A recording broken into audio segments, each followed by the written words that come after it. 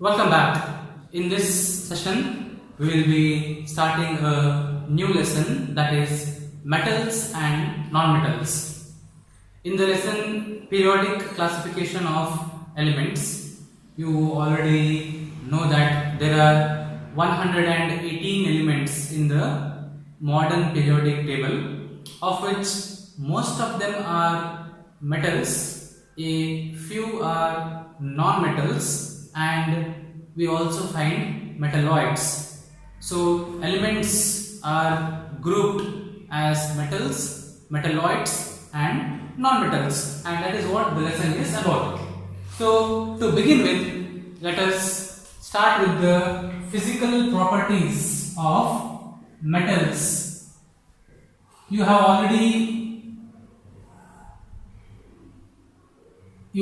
aware of what are the metals and which elements are non-metals. In general, if you take a look around you in your surroundings and try to identify which of these are metals. For example, the window sills, the rods that you see on that are made up of metals. The furniture that we use at our home, the automobiles, in the kitchen utensils, glasses, etc., mostly they contain metals in them. If you have to study the physical properties of these elements, that is metals, metals in general are lustrous, that is, they have a shiny surface. Take for example gold, copper. So they have a lustrous appearance, they have a shiny surface. Take a magnesium ribbon, using the sandpaper, scratch the surface, and once the upper coating of magnesium oxide is gone, what you find below is magnesium ribbon, that is silvery, shiny in color. So metals have a lustrous appearance, that is their physical property. And when you hit a metal, it produces sound. So they are sonorous. That is why school bells are made up of metals, because they produce a loud sound. Metals in general are solids and hard. That is their property. So most of the metals are solid in nature and they are hard. This is because the atoms present in the metals, they are very closely packed, tightly packed, and the intermolecular, interatomic force of attraction is very strong, and atoms have negligible amount of kinetic energy. That is what makes them solid. Exceptional case is mercury. Mercury is a metal which is liquid. So this is an exceptional case. Mercury, it is used in our lab thermometers. This is because mercury is a bad conductor of heat and it has a high coefficient of expansion. So the slightest change in temperature, mercury can expand and it can come back, it can contract. That is why mercury is used in laboratory thermometers. So it is liquid metal. Continuing this point of the closely packed nature of atoms, metals in general have high density because the number of atoms per unit volume is very high. So metals are dense. Exceptional case, we have lithium, sodium, potassium. These are metals which can float on water. They don't sink like gold or silver or iron. So these have low density, lithium, sodium, potassium. Also, metals in general have high melting point because the interatomic forces of attraction are very strong, so high amount of energy is required to break these bonds, break these forces of attraction. Hence high temperature is required to melt a metal. So metals in general have high melting point. Exceptional case gallium and cesium. These are metals which will melt when placed on the palm. Very low melting point. We discussed that metals in general are hard. Exceptional cases again sodium, potassium, lithium. These can be cut using a knife, very soft. That is, lithium, sodium and potassium are not hard. Also, metals are good conductors of heat and electricity.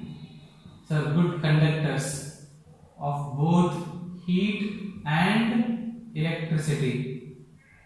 This can be established using a simple experiment as given in the textbook. Using a cell or a battery, connect wires and connect this wire to a bulb. You can use a metal wire and you can use any other substance. When you use a metal wire to complete the setup, it will allow the flow of electrons. So the best silver and copper are good conductors of electricity, best conductors, silver and electricity, whereas gold and silver are best conductors of heat, whereas mercury and lead are poor conductors of heat. So this may be asked in MCQ questions for 1 mark. So metals in general are good conductors of heat and electricity. That is why you find that the electricity, all the wires that we have at our home, they are made up of copper because it's a good conductor of electricity. Silver is not used because silver is expensive. That is why copper is used. And because they are good conductors of heat, most of the utensils in the kitchen, aluminium, copper, etc., used for cooking. So these are used because they are good conductors of heat and electricity. On the other hand, mercury and lead are poor conductors of heat and electricity. Metals show the property of malleability and ductility. So metals are malleable and ductile. So malleable meaning these can be beaten into thin sheets. So because of this, metals can be given different types of shapes. So you can heat them, and when beaten, applied pressure, this can be drawn into thin sheets. And the ductile nature is simply they can be drawn into thin, long wires.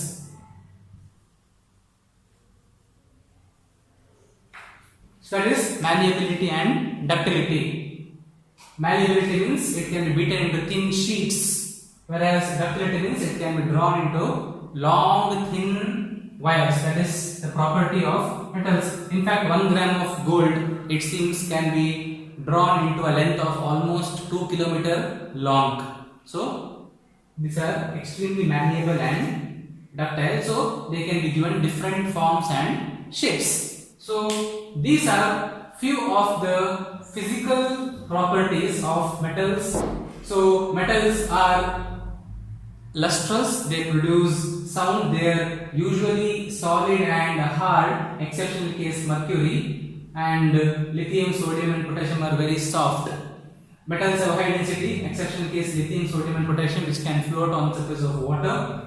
Metals in general have high melting point, exceptional case gallium and cesium, which can melt if kept on the palm. they have low melting point. Metals in general are good conductors of heat and electricity. Mercury and lead are poor conductors of heat.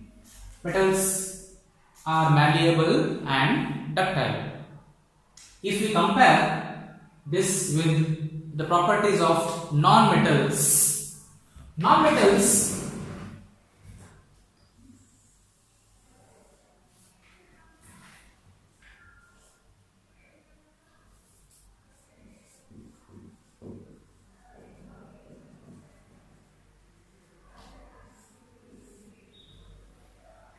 non-metals are not lustrous. Say they do not have a shiny surface. Exceptional case iodine. Iodine is lustrous, whereas all other non-metals are non-lustrous. Non-metals do not produce sound. Non-metals in general are present as gases, and if they are present as solids, they are brittle. If beaten, they turn into powder. For example, gases, non-metals are helium, neon, fluorine, chlorine, etc. So these are all examples for gases: nitrogen, oxygen. Whereas non-metals which are solid, for example, carbon, sulfur, phosphorus. So these are solids. When you hit them, they become powder. Whereas bromine is liquid in nature. So bromine is a liquid non-metal.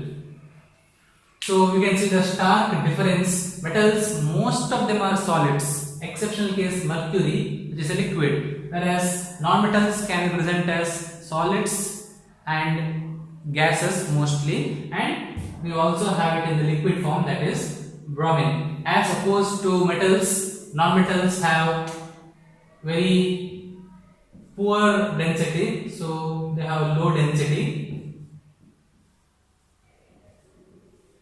and they have low melting point.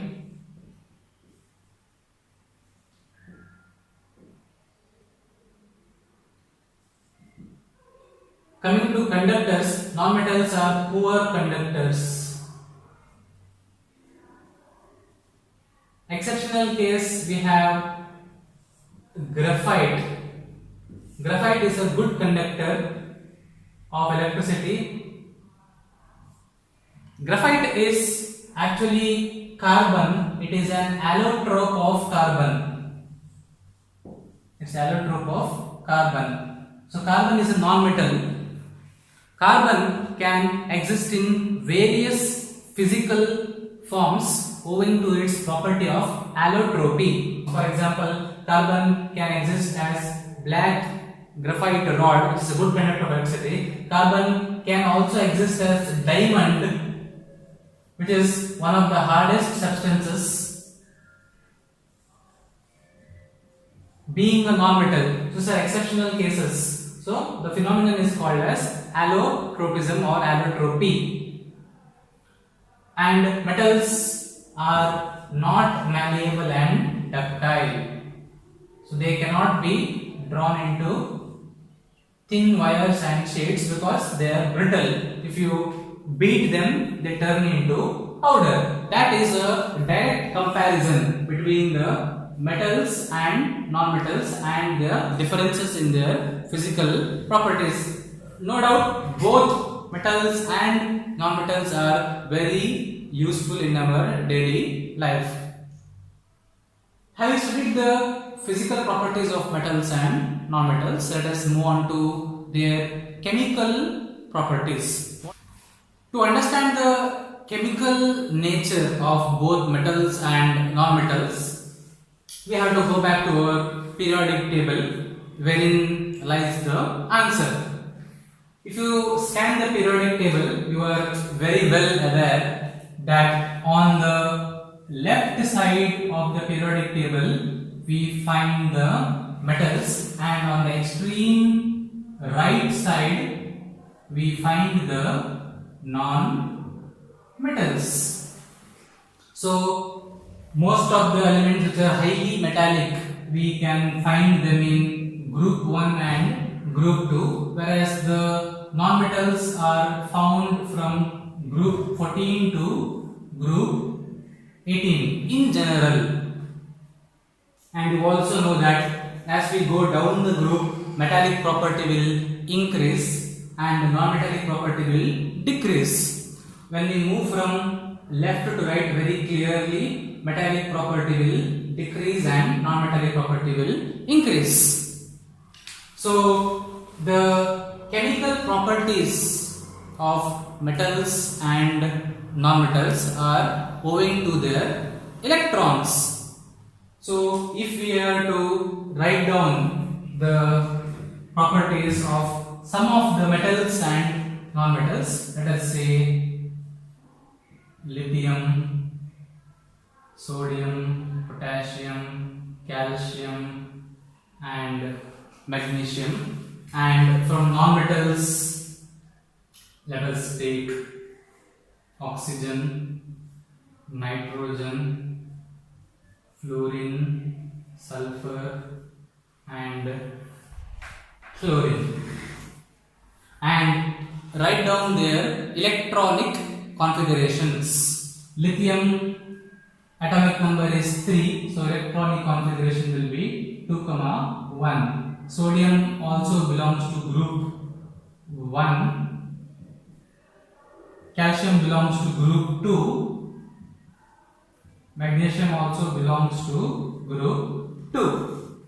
So if you look at the metals, the outermost shell, or also called as the valence shell, they contain 1 electron, 2 electrons and 3 electrons. So by looking at the electronic configuration, we can tell whether an element is a metal or a non-metal. So if the number of valence electrons are 1, 2 or 3, these are metals mostly. Now we know that the chemical reactivity of an element is due to its ability to lose electron or gain electron. That is what is called as valency. So valency, you know, is the combining capacity of an element or of an atom. How does an atom combine with another atom? Either by gaining electron or by losing electron. And why do atoms gain or lose electrons? In order to achieve a stable configuration or a fully filled valence shell or a octet configuration. So we find elements of group 18, that is the noble gas family or the inert gases, their outermost shells are completely filled. For example, helium, neon, argon, all belonging to group 18. Helium has one shell, that is a K shell, which is completely filled by 2 electrons, hence it does not show any chemical reactivity. Same is the case with neon and argon, wherein the outermost shells are completely filled with 8 electrons. This is what is called as a octet configuration. So these atoms are already stable. Their outermost shells, valence shells, are completely filled, hence they show very less chemical reactivity. On the other hand,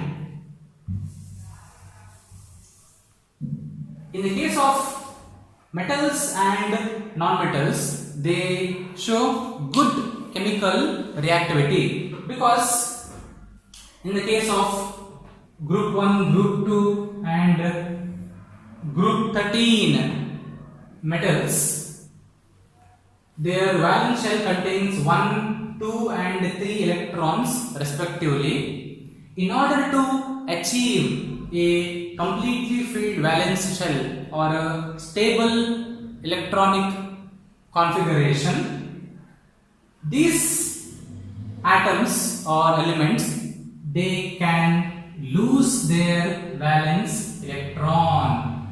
This outermost electron can be lost.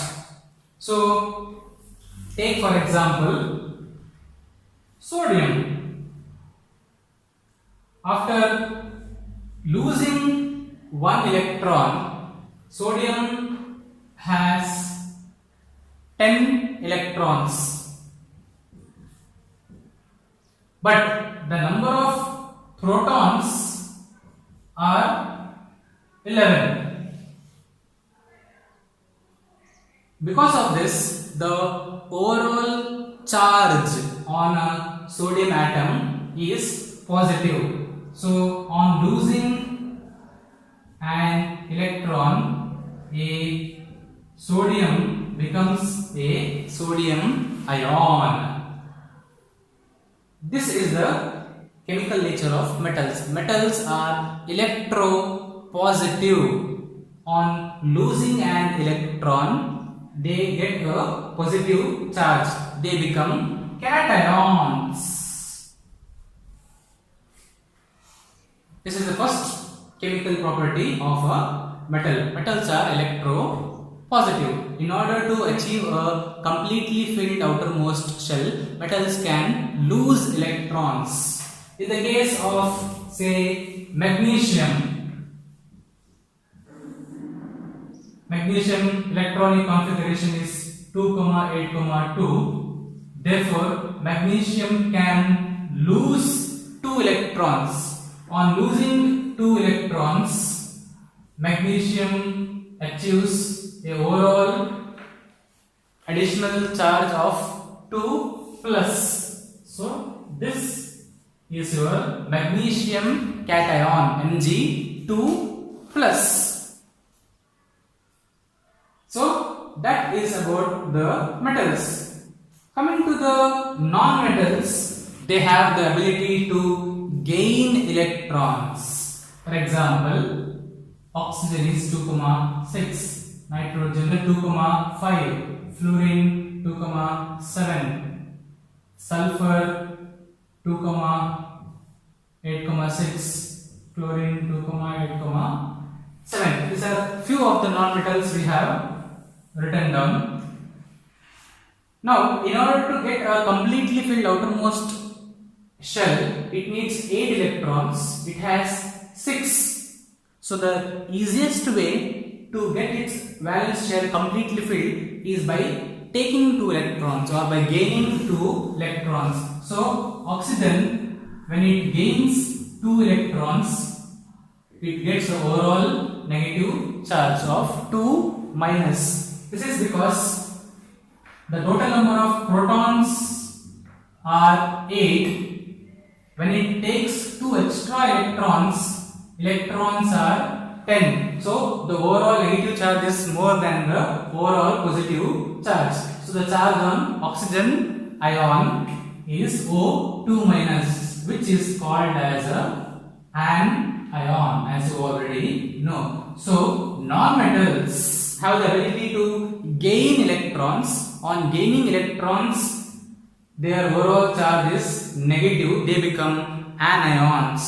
Therefore, we can say that non-metals are electronegative as opposed to metals. Metals are electropositive. Take another example of chlorine. Let us say chlorine has 7 electrons in the outermost shell. To get a octet configuration, it needs to take one more electron.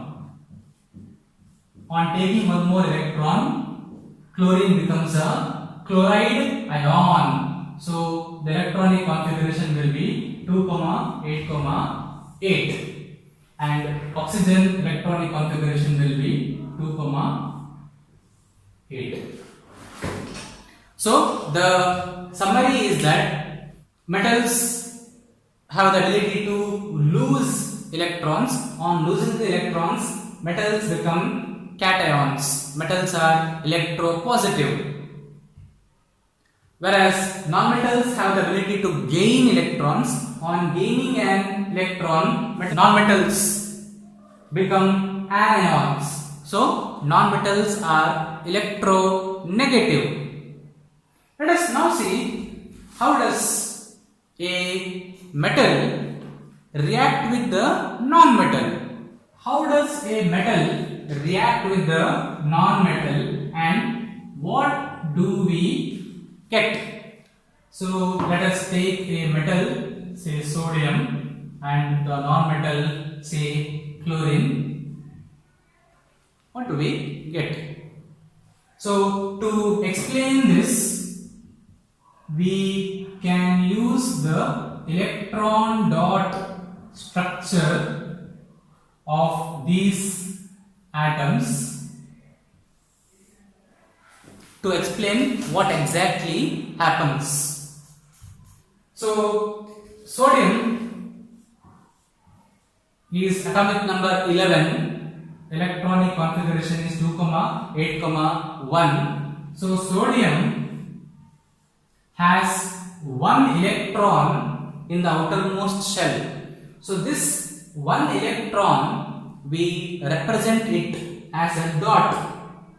Therefore, this is the electron dot structure for sodium. Similarly, if you want to write electron dot structure for magnesium, magnesium has atomic number 12, so electronic configuration is 2, 8, 2. So electron dot structure of magnesium will be, we have to represent the valence electrons as dot. So the valence electrons are 2. So this is the electron dot structure for magnesium. Moving on to chlorine. Chlorine has electronic configuration 2, 8, 7. There are 7 valence electrons. For the sake of removing confusion, for the non-metals, we can represent the electrons as cross mark. So the 7 electrons can be shown as 2 electrons, 4, 6 and 7. Just to show the difference between that, this is a metal and this is a non-metal. So this is the electron dot structure for chlorine. If you want to write it for oxygen, oxygen is 2, 6. So oxygen electron dot structure will be 2, 4 and 6. We can put this cross marks wherever you want. So these are the electron dot structures. So what happens when a metal and a non-metal combine? Take the first example of sodium. So sodium being a metal, you know, it will lose this electron. So this electron is lost. And chlorine being a non-metal, it will gain the electron. So sodium will lose the electron, that is Na gives rise to sodium cation, whereas chlorine will gain the electron. So this electron is taken by chlorine, so chlorine becomes chloride ion. So this electron transfer is shown with the help of a arrow mark. So this electron is lost and chlorine is gaining the electron. After gaining the electron, chlorine will become chloride ion and sodium will become sodium cation. So it becomes Na plus, and chlorine now it has 8 electrons, 1, 2, 3, 4, 5, 6, 7, and the one that is taken from sodium. So that is, and after taking one electron, it has a negative charge. So you get sodium chloride, that is the product. So NaCl is obtained. Now if you look at this product or compound, this compound is formed by a cation and an anion. Such compounds which are formed by a metal losing its electron and by a non-metal gaining its electron, such a compound is called as a ionic compound.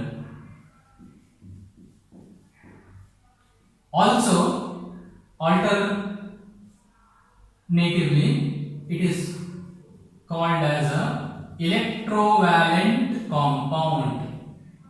This is because electrons present in the valence shell are lost or gained. So, such compounds formed due to a cation and an anion are called as ionic compounds. Another example, let us say in the place of chlorine, we can take oxygen. So oxygen is 2,6. The electron dot structure for oxygen will be 6 electrons are shown. So what is the reaction that we get when sodium is the metal and oxygen is the non-metal? So oxygen, as you can see, it needs 2 electrons to get a outermost completely filled configuration.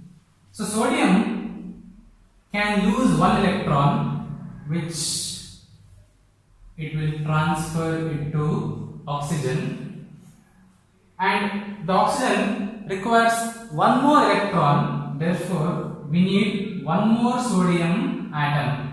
This sodium atom will also transfer its electron to oxygen. On losing the electron, sodium is Na plus. Now there are 2 atoms of sodium, so we can show it as Na2, and there is 1 atom of oxygen which has accepted 2 electrons from the sodium atom, which we can show like this. Because this has accepted 2 electrons, the charge will be 2 minus. So oxygen plus 2 electrons will give you O2 minus. So the compound formed between sodium and oxygen will be Na2O. So 2 atoms of sodium will combine with 1 atom of oxygen to give you sodium oxide. Sodium oxide is also a ionic compound because it is formed by a sodium, which is the cation, and oxygen, which is the anion. Similarly, with the help of electron dot structures, we can show the transfer of electrons between a metal and a non-metal, and the ionic compound formed from this interaction. Such compounds which are formed by a cation and anion is called as an ionic compound. Let us now discuss the properties of ionic compounds. What are the properties of ionic compounds? As a homework, you can try showing the formation of magnesium chloride, MgCl2, and show the formation of aluminium oxide.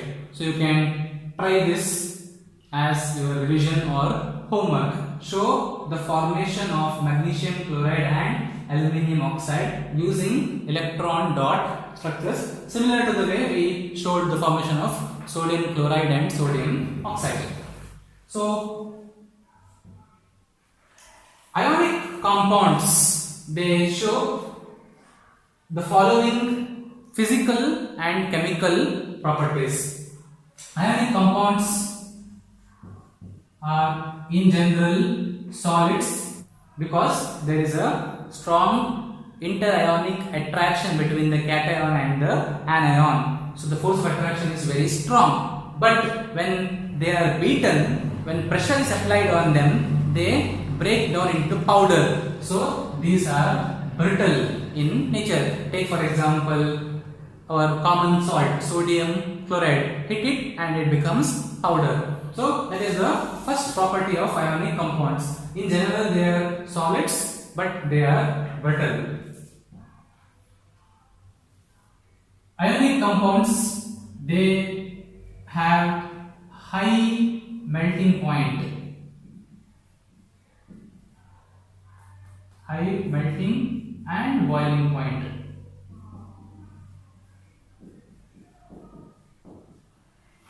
This is because the interionic force of attraction between the cation and the anion is very strong. So if you want to melt them, the temperature required to break this force of attraction is very high. Thus the melting point and boiling point of ionic compounds are very high because of the strong interionic force of attraction.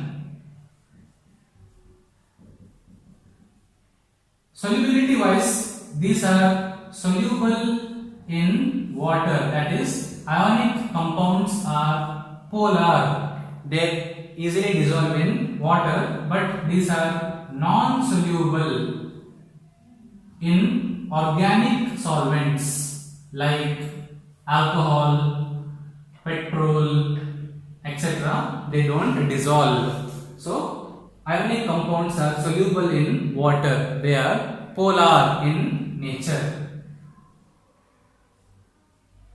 And in general, ionic compounds are good conductors of electricity and heat.